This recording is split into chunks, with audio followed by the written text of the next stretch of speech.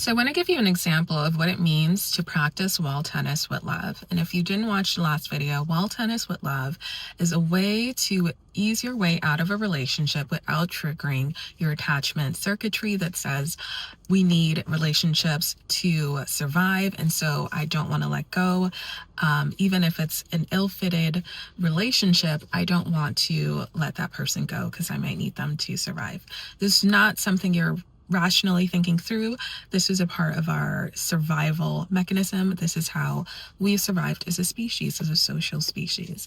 All right, so let's look at an example of how to actually practice wall tennis with love. And if you're new here, I'm Yanique. I'm a certified intimacy coach and spiritual guide. I'm here to help you experience soul deep love and connect to your deeper self.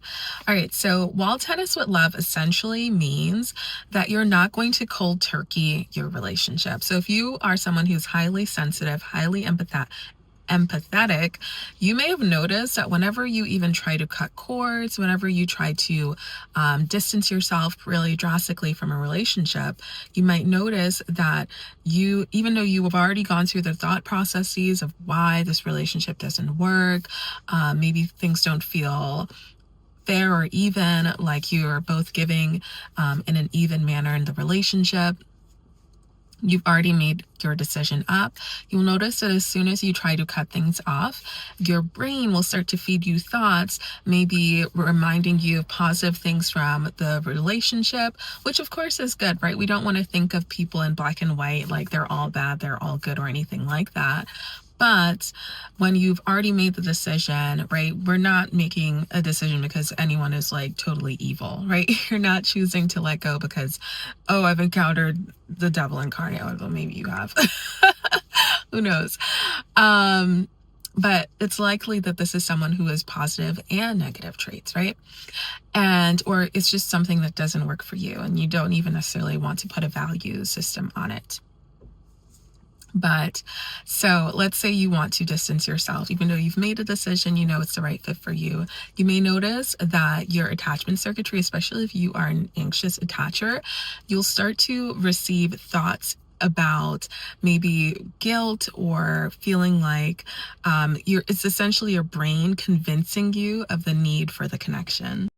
This is what is known in attachment theory as activating strategies. Anxious attachers experience activating strategies. These are thoughts, behaviors that your brain initiates to help you reconnect with the relationship and not distance yourself, lose that attachment, that emotional and psychological attachment.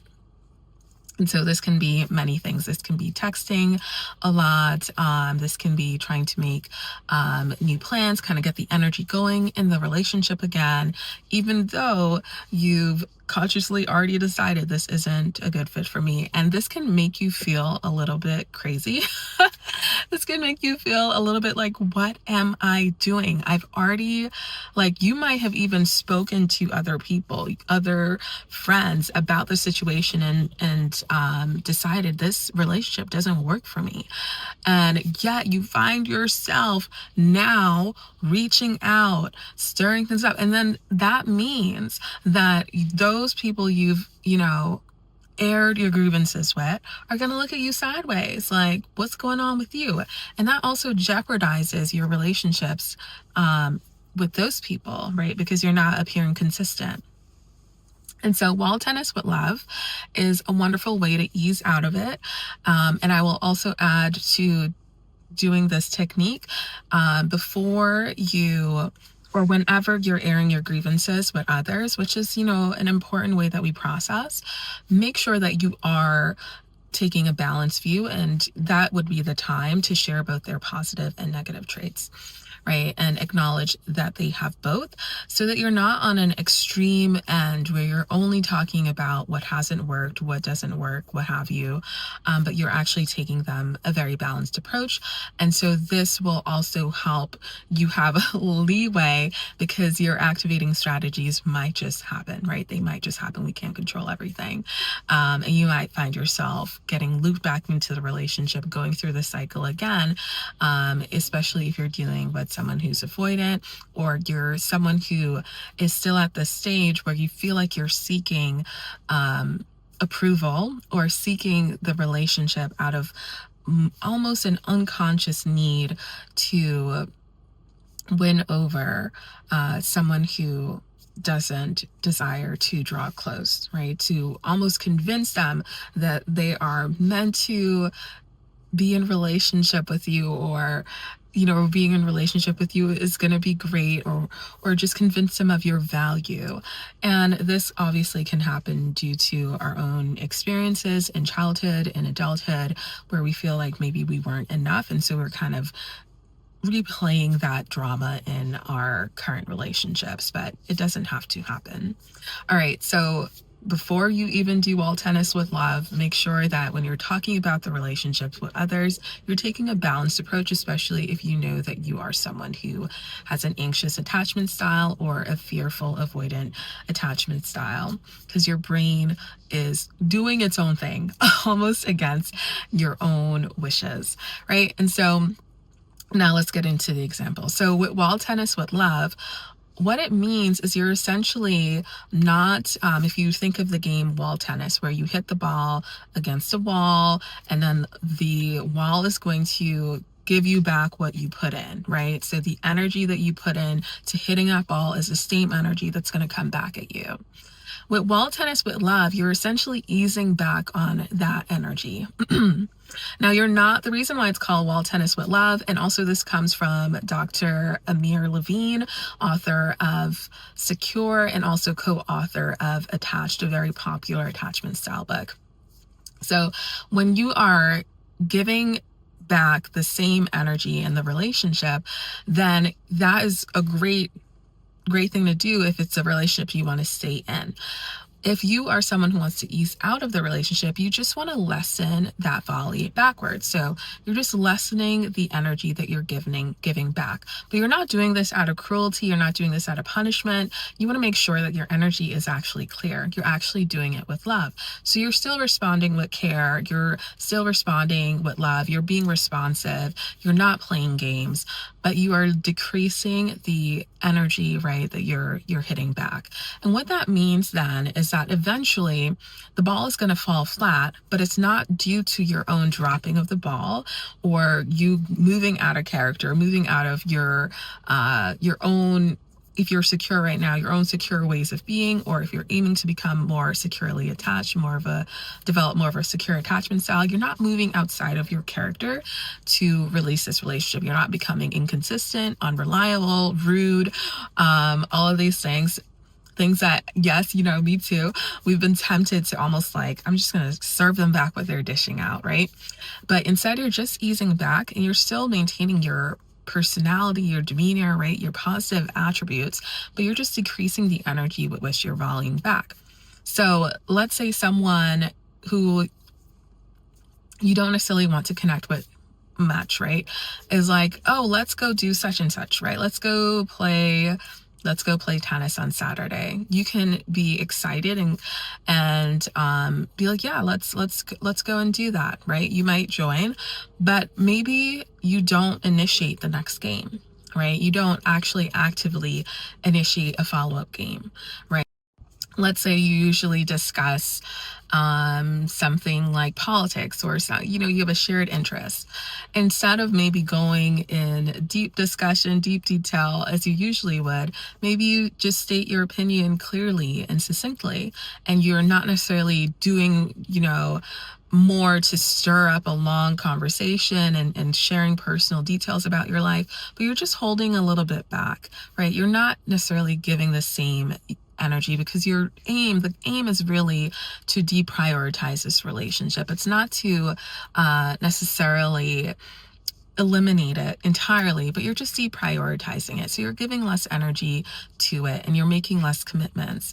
So this is how you wall tennis with love. You just simply pull back your energy. You're not valuing back, as actively as you did before, and you're just letting that ball drop naturally of its own accord. And as I said in the first video, the reason why this is so valuable is because it's going to bypass your attachment circuitry that activates and goes, oh my gosh, we have to do activating strategies. We got to start pulling them back in because losing anyone is a bad thing, right? Even if it's someone that I know isn't a good fit for me, losing anyone at all is so bad that I have to reactivate.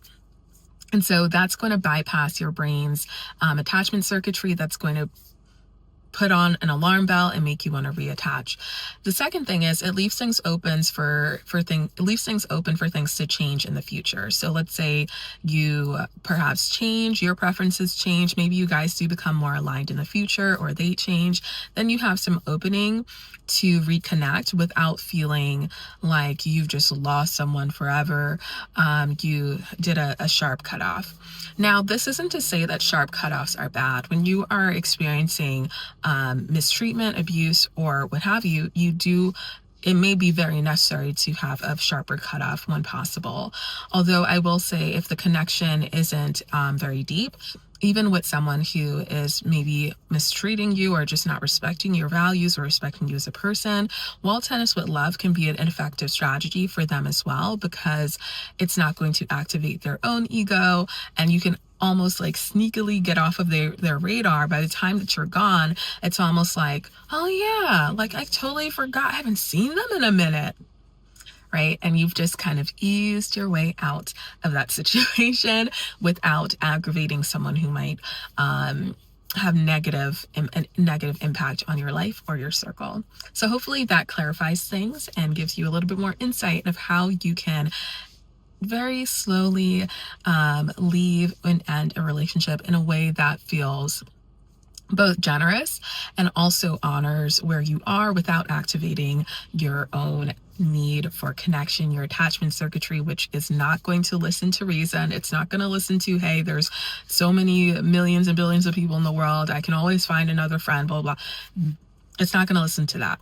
And so we want to work around how our brain is wired to get the results that we want. Okay, so if you'd like to learn more, go ahead and check out Soften and Replenish. I've got a whole week that we're dedicating just to figuring out this relationship stuff. If you felt lost when it comes to relationships, how to find secure people, if you know that this is one of the main reasons why you're dysregulated is because of the people in your life and you almost feel like it would be better to be alone.